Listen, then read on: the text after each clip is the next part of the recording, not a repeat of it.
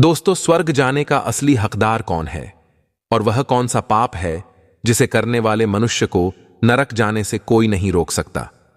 आज एक प्राचीन कथा के माध्यम से हम आपको बताने का प्रयास करेंगे कि पूजा पाठ, दान, धर्म, जप, तप आदि प्रकार के करोड़ों पुण्य के काम करने के बाद भी कुछ मनुष्य नरक में ही क्यों जाते हैं, तथा अत्यधिक घोर पाप करने पर भी कुछ मनुष्य को स्वर्ग की प्राप्ति किस पुण्य के कारण मिलती है। ऐसा वह कौन सा पुण्य है जो मनुष्य के करोड़ों पापों का नाश करता है, और ऐसा वह कौन सा पाप है जो उसके करोड़ों पुण्यों को नष्ट कर डालता है। तो चलिए दोस्तों, बिना देरी किए शुरू करते हैं। एक समय की बात है, देवर्षि नारद वैकुंठ लोक में जाते हैं और भगवान विष्णु से पूछते हैं, हे प्रभु, कुछ मनुष्य पाप करने पर भी स्वर्ग में क्यों जाते हैं और कुछ मनुष्य को पुण्य करने के बावजूद भी नरक में क्यों जाना पड़ता है।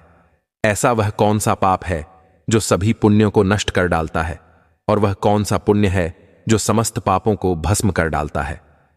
तब भगवान विष्णु कहते हैं, हे देवर्षि, आज आपने संसार के कल्याण हेतु उत्तम प्रश्न किया है।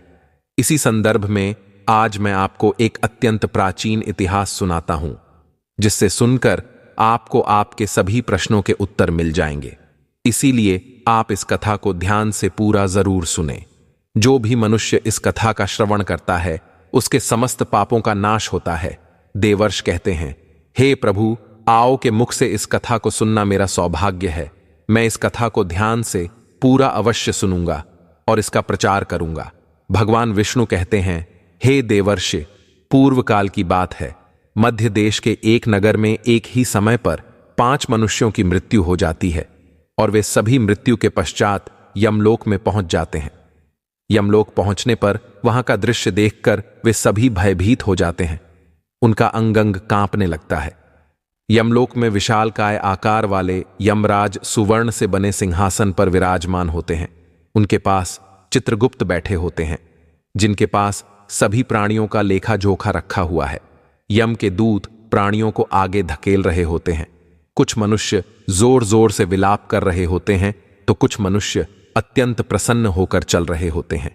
स्वर्ग के द्वार से सुंदर प्रकाश दिखाई पड़ रहा होता है, तो वही नरक के द्वार से धधकती हुई अग्नि की ज्वाला दिखाई पड़ रही होती है।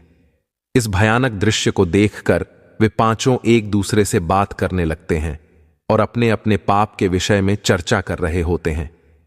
उन 5 में से 4 लोगों ने अपने जीवन में बहुत पाप कर्म किए हुए होते हैं, और उन सभी को यह जान पड़ता है कि अब वे चारों ही नरक में ही जाने वाले हैं।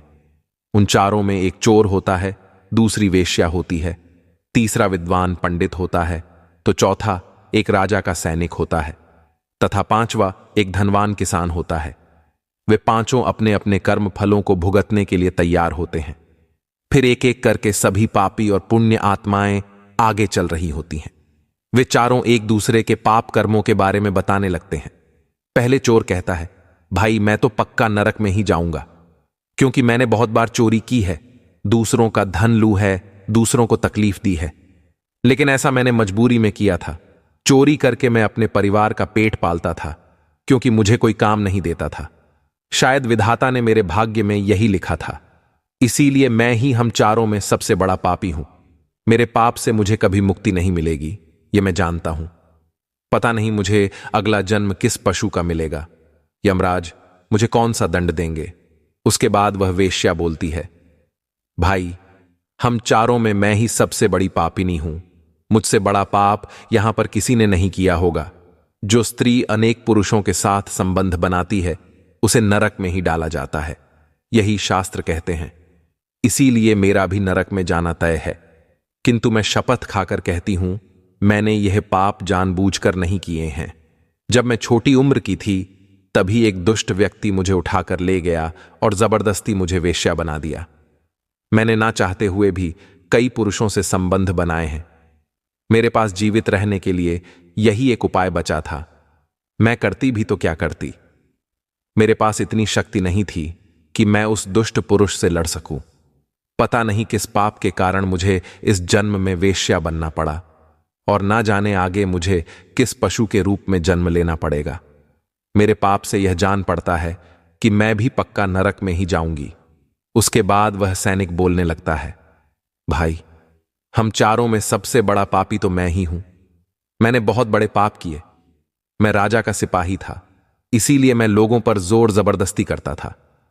मैंने कितनों के प्राण लिए हैं, न जाने कितने मासूम लोगों को सताया है, न जाने कितने निर्दोष लोगों को मेरे हाथ से दंड मिला है। यमराज मुझे कभी क्षमा नहीं करेंगे और मैं निश्चित ही नरक में ही जाऊंगा। लेकिन मैंने यह सभी पाप जानबूझकर नहीं किए हैं। अपने प्राणों के भय से और परिवार के पालन पोषण के लिए मुझे यह पाप करने पड़े हैं। हमारा राजा जो कहता था उसका पालन हमें करना पड़ता था। राजा के विरुद्ध भला कोई साधारण मनुष्य कैसे जा सकता है? यह सभी पाप करते हुए मुझे अत्यंत दुख भी होता था और मैं जानता था कि यह पाप करने से मुझे नरक की ही प्राप्ति होगी। किंतु परिवार के मोहवश होकर मैंने यह काम किया है। लेकिन पाप तो पाप होता है। पाप करके पश्चाताप करने का क्या फायदा? इसीलिए मेरा नरक में जाना तो तय है। उसके बाद वह विद्वान पंडित बोल, है भाई, हम चारों में से सबसे बड़ा पापी तो मैं हूं। तुम लोगों ने जो पाप किए हैं वह जाने अनजाने में किए हैं, या किसी ने तुमसे जबरदस्ती करवाए हैं, या मजबूरी में किए हैं। किंतु मैं तो विद्वान था। मैं सब सत्य असत्य जानता था। मुझे सच और झूठ का ज्ञान था। लेकिन फिर भी मैंने धन के लोभवश यह पाप किए हैं। शास्त्र कहते हैं कि जो सब कुछ जानकर भी पाप करता है वह निश्चित ही नरक में गिरता है। मैंने अपने ज्ञान का दुरुपयोग किया है। मैंने अपने ज्ञान का उपयोग लोगों की सहायता के लिए नहीं, बल्कि धन को कमाने के लिए किया है। मेरे घर की परिस्थिति अत्यंत गरीब थी। मेरे पिता भिक्षा मांगकर गुजारा करते थे। लेकिन मैंने अपने घर की गरीबी को दूर करने के लिए धन लेकर ज्ञान देने की चेष्टा की है। शास्त्र कहते हैं, जो विद्वान ब्राह्मण अपने ज्ञान का दुरुपयोग करता है उसे निश्चित ही नरक में जाना पड़ता है। मैंने लोगों को ज्ञान देने के बदले में उनसे धन लिया है। कभी किसी को मुफ्त में ज्ञान नहीं दिया। इसीलिए आप चारों में सबसे बड़ा पापी तो मैं ही हूं और मुझे ही नरक में जाना पड़ेगा। उन चारों की बात सुनकर वह धनी किसान हंस पड़ा और बोलने लगा, तुम चारों तो इतने बड़े पापी हो कि तुम लोगों को नरक में जाना ही पड़ेगा। तुम लोगों ने घोर पाप किए हैं और इसीलिए यमराज तुम लोगों को कभी माफ नहीं करेंगे। यहां पर मौजूद मैं अकेला ही सबसे अधिक पुण्यवान हूं। मैंने अपने जीवन में बहुत पूजा पाठ किया है, ब्राह्मणों को दान दक्षिणा दी है। मैंने मृत्यु से पूर्व गाय का दान भी किया है। और अब मेरे सभी पुत्र पौत्र मेरी आत्मा की मुक्ति के लिए बड़े कार्यक्रम का आयोजन कर रहे हैं। वे मेरे लिए श्राद्ध दान तर्पण कर रहे हैं, यज्ञ कर रहे हैं। इसीलिए मैं सबसे अधिक पुण्यवान हूं। मेरी 3 पत्नियां और 10 पुत्र हैं। इतने लोग मेरी मुक्ति के लिए उपाय कर रहे हैं। और हां, मैंने अपने जीवन में कभी कोई पाप नहीं किया है, और जाने अनजाने में किए भी होंगे तो मेरे पुत्रों के श्राद्ध आदि के कार्यों द्वारा मेरे पाप भी नष्ट हो जाएंगे। मैं नित्य देव पूजा करता था, मंदिर जाता था, द्वार पर आए अतिथियों को भोजन कराता था। इसीलिए मुझे पूरा विश्वास है कि यमराज मुझे नरक में नहीं डालेंगे और मुझे मोक्ष की प्राप्ति निश्चित ही होगी। फिर वे पांचों धीरे धीरे आगे बढ़ने लगते हैं और फिर जब उनका समय आता है तो उन पांचों के पाप और पुण्य के कर्मों का मूल्यांकन किया जाता है। सबसे पहले बारी आती है उस चोर की और फिर चित्रगुप्त उसका लेखा जोखा निकालते हैं। कुछ देर तक विचार करने के बाद, उसके पाप पुण्य का मूल्यांकन करने के बाद यमराज उसे स्वर्ग में जाने के लिए कहते हैं। इस निर्णय को सुनकर चोर आश्चर्य में पड़ जाता है और बड़ी ही प्रसन्नता से वह स्वर्ग के दरवाजे की ओर चला जाता है। दूसरी बारी आती है। वेश्या की चित्रगुप्त उस वेश्या का भी लेखा जोखा निकालते हैं और कुछ कुछ देर तक विचार करने के बाद उसके पाप पुण्य का मूल्यांकन करके यमराज उसे भी स्वर्ग में जाने के लिए कहते हैं। इस विचित्र निर्णय को सुनकर वह वेश्या भी आश्चर्य में पड़ जाती है। उसे यमराज के निर्णय पर विश्वास नहीं होता है और वह बिना कुछ कहे ही बड़ी ही प्रसन्नता के साथ स्वर्ग के द्वार की ओर चली जाती है। फिर तीसरी बारी आती है। उस सिपाही की चित्रगुप्त उसके भी कर्मों का लेखा जोखा निकालते हैं और कुछ समय विचार करके उसके पाप पुण्य का मूल्यांकन करके यमराज उसे भी स्वर्ग में जाने के लिए कहते हैं।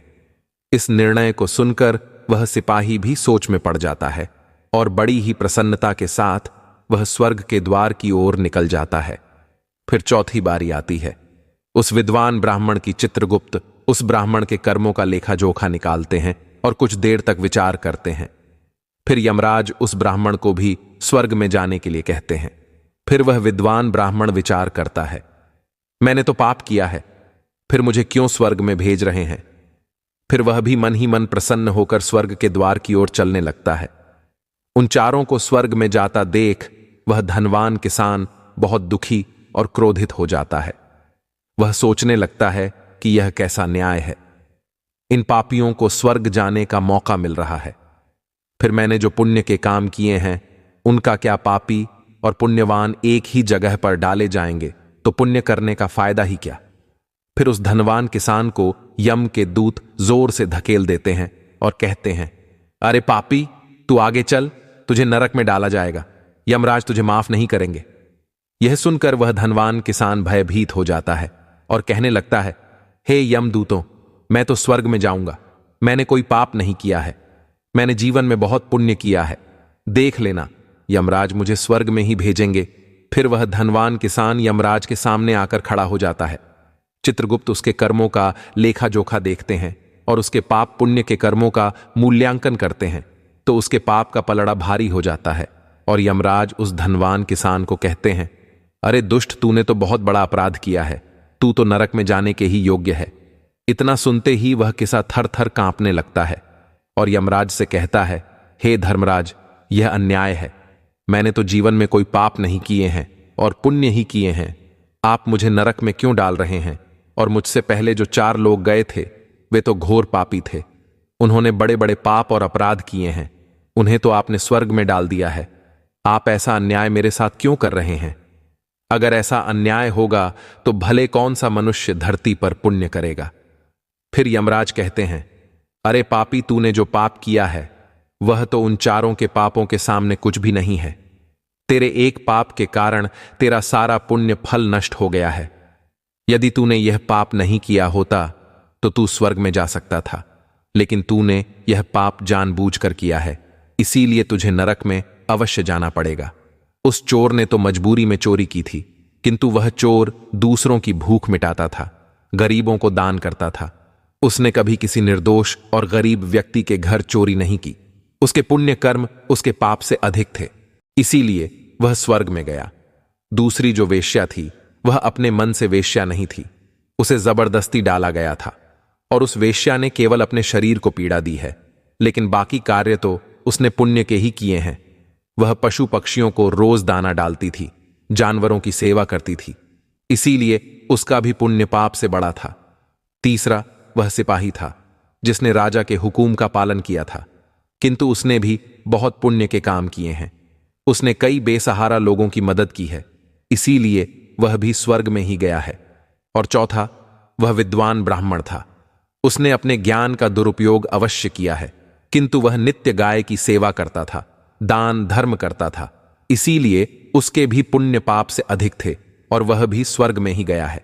इतना सुनकर वह धनवान किसान बोलता है, हे धर्मराज, इन चारों ने जो भी पुण्य किए हैं वह तो मैंने भी किए हैं, बल्कि उनसे ज्यादा किए हैं।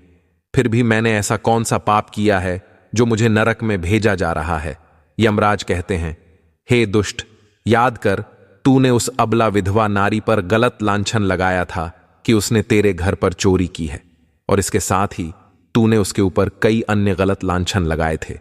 उसे व्यभिचारिणी और वेश्या कहकर उसके चरित्र का हनन किया है, और राजा ने उसे सत्य समझकर उस अबला विधवा नारी को मृत्यु दंड दे दिया था। हे पापी मनुष्य, ब्रह्म हत्या, चोरी, मदिरापान आदि प्रकार के घोर पापों से भी प्रायश्चित करके मुक्त हो सकता है, किंतु दूसरों पर गलत लांछन लगाने पर कोई प्रायश्चित नहीं है जो दूसरों पर गलत आरोप करता है। सत्य जानकर भी दूसरों को झूठ कहकर उनके पर दोष डालता है, वह तो सबसे बड़ा पापी है। उसके द्वारा किए गए सभी पुण्य नष्ट हो जाते हैं। इसीलिए तूने जितने भी पुण्य किए हैं वे सभी उस एक पाप के कारण नष्ट हो गए। फिर यमराज यमदूतों को कहकर उस पापी किसान को नरक ले जाने के लिए कहते हैं, और वह किसान रोता हुआ विलाप करता हुआ नरक के मार्ग पर चलने लगता है। हे देवर्ष, इस प्रकार से उन चारों ने पाप करके भी उन्हें स्वर्ग की प्राप्ति हुई है, किंतु उस किसान ने जघन्य अपराध किया है किसी अबला स्त्री पर गलत लांछन करके उसका चरित्र हनन किया है। एक स्त्री सदा ही पूजनीय है। जो भी पुरुष स्त्री पर गलत आरोप करता है उसे महापाप लगता है। कभी किसी स्त्री की दुर्बलता का फायदा नहीं उठाना चाहिए। पराई स्त्री को सदैव ही माता समझना चाहिए। जो पराई स्त्रियों पर गलत दृष्टि डालता है उसे पाप ही लगता है। जो विधवा दुखिया स्त्री को सताता है उसे नरक में जाना पड़ता है। मनुष्य को कभी सत्य का मार्ग नहीं छोड़ रहना चाहिए। सत्य के मार्ग पर चलकर ही स्वर्ग की प्राप्ति होती है। असत्य का साथ देने से मनुष्य के सभी पुण्य भी नष्ट हो जाते हैं। तो दोस्तों, कभी किसी पर गलत आरोप नहीं करना चाहिए। सत्य जानकर भी असत्य का साथ नहीं देना चाहिए। जो दूसरों पर गलत आरोप डालता है उसे यमराज कभी क्षमा नहीं करता है। उम्मीद है आपको यह कथा पसंद आई होगी। वीडियो को लाइक जरूर करें और कमेंट में जय श्री कृष्ण अवश्य लिखें। साथ ही चैनल को सब्सक्राइब करें। आप सभी का धन्यवाद।